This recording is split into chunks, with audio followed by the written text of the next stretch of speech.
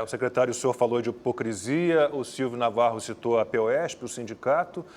Há um outro sindicato, a AFUSE, né, que liberou, a gente tem a notícia, pode botar aqui no telão, liberou o funcionamento da colônia de férias do sindicato, seguindo várias normas, mas o sindicato não foi capaz de admitir que algumas normas permitem a retomada das aulas presenciais. Então, a notícia da Gazeta do Povo do Paraná, contrário à volta às aulas presenciais, sindicato vinculado à CUT reabre clube de férias.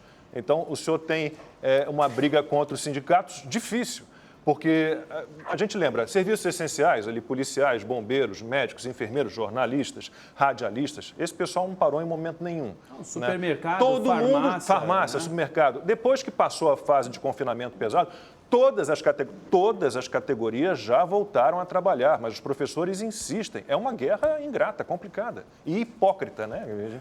Há muita hipocrisia nessa discussão. Isso aqui é mais um exemplo, né? O sindicato abre a sua colônia de férias para os seus funcionários, mas não aceita de jeito nenhum a volta às aulas. Isso não é uma negociação, né? Então, não há negociação possível de se fazer numa situação dessa, né?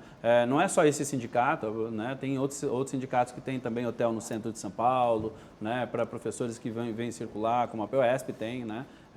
Por exemplo.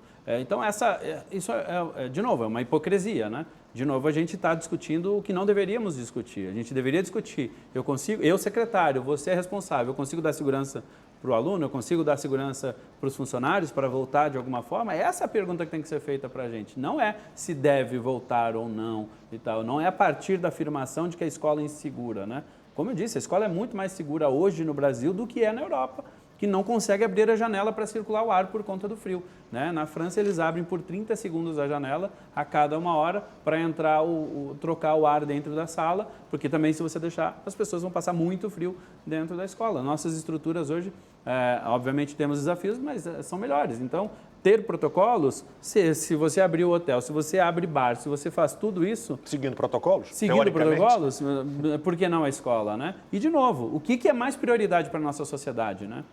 É o quê? É a escola aberta ou qualquer outra coisa aberta? Porque virou isso, né? É qualquer outra coisa aberta versus a escola. Então, o exagero da nossa sociedade, os erros que a gente está cometendo nesse momento se não abrir, são esses, né? E a gente precisa da defesa da escola pública aberta para os alunos que mais precisam nesse momento. Agora, secretário, de quem deve ser a decisão final de mandar ou não os filhos para a escola? Porque existia, até semana passada, uma decisão do Conselho Estadual de Educação referente à obrigatoriedade de mandar as crianças para a escola, mesmo os pais que, de repente, porque muitos alegam isso, tem alguém em casa, que mora em casa, que seja do grupo de risco, a própria criança é do grupo de risco ou tem alguma comorbidade. Depois o Conselho de Educação, Estadual de Educação, voltou atrás e disse que nas fases laranja e vermelha, salvo engano, não seria obrigatória a presença física, né, do aluno em sala de aula. Como é que fica esse debate? É o Estado que tem que decidir ou é a família que decide? Vamos lá, a gente está falando de um momento de opção,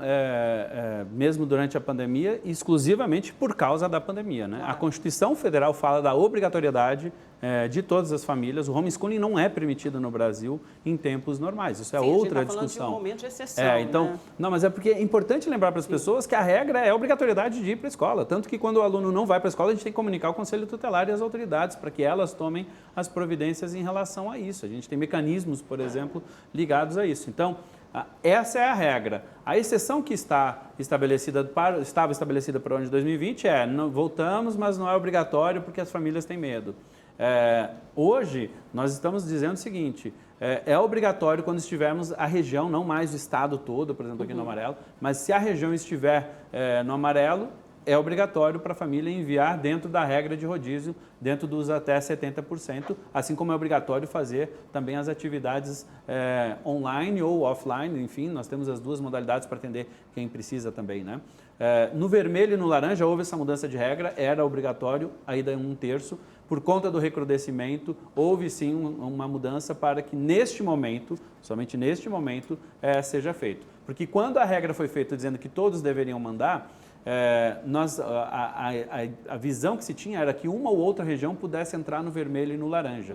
Agora, como o estado como um todo entrou no laranja, então se estabeleceu esta regra, que era uma coisa prevista na indicação do parecer do Conselho. Na verdade, lá na aprovação inicial do Conselho Estadual, isso já estava previsto que em caso de determinadas mudanças poderia ser adaptada a regra, mas é uma regra momentânea, né? Nós esperamos que a melhora dos indicadores aconteça, né? A princípio está parecendo que está melhorando já, isso foi o boom que acumulou ali de eleição, final de ano, né? Festas de final de ano, especialmente em família, acabou aumentando muito o número de casos e esperamos que haja uma diminuição e a gente volte daí sim para o protocolo como foi desenhado inicialmente. Secretário, no âmbito da secretaria, já existe algum estudo, algum diagnóstico capaz de mensurar, apontar o prejuízo dos alunos por conta desse ano perdido, vamos chamar assim? E também aproveitaria para perguntar se na avaliação do senhor nós teremos uma geração Covid, né? Uma geração de alunos da Covid com prejuízos e com danos, talvez alguns irreparáveis. Alguns danos serão irreparáveis, sim, né? A gente fala muito pouco, né? A gente fala dos danos que, obviamente, precisamos falar da Covid, né? Que, por exemplo, eu tenho minha família no Amazonas, o que está acontecendo lá é um absurdo, né? A que ponto chegamos lá? Então, precisamos falar disso. Mas os prejuízos que a gente está tendo hoje com crianças com depressão, com ansiedade, né? A tendência de suicídio, que já era considerada uma epidemia no mundo pela ONU anterior à nossa própria pandemia, agora está sendo muito maior e a gente não está enxergando isso, né? A gente não está vendo o tamanho disso, porque as escolas não estão abertas. A escola obviamente, é o fator principal da educação, mas ela é um trabalho que acaba atingindo todas as demais áreas. Então, você tem o prejuízo emocional que é intangível nesse momento e nós vamos levar, sim, muito tempo. E essa geração, sim, vai sofrer muito mais. A característica da mudança da geração que já estava acontecendo foi acelerada e a gente hoje tem problemas maiores ainda do que já tínhamos com obesidade. Enfim, todos esses aspectos de saúde, obviamente, são gigantescos.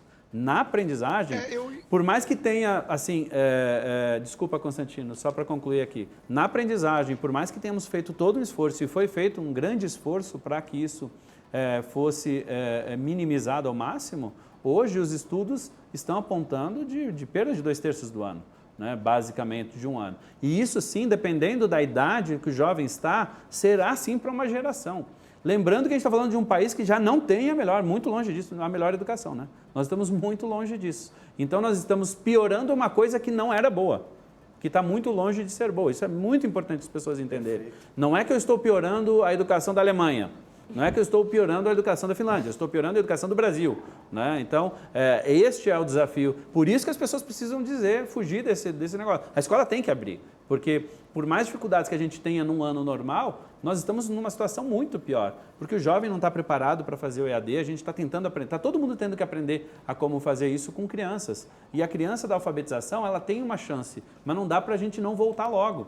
Ela tem uma chance porque a gente vai ter muitos anos com ela. Então, dá para recuperar, não é tiro curto, é tiro longo, né? Agora, o jovem que está saindo do ensino médio, nós já somos um país onde o homem trabalhador, a produtividade do homem é 1/4 com relação aos Estados Unidos, por exemplo, 1 para mais não sei quanto lá com a Alemanha. Agora, com a diminuição da educação básica, estamos piorando ainda a situação. Obviamente que aí as empresas que olham para se instalar em RH já têm um custo no Brasil elevadíssimo. Obviamente, se a educação não for um fator de transformação desde o início, desde a base, vai piorar ainda mais a situação. Então, os prejuízos são, sim, de uma geração inteira.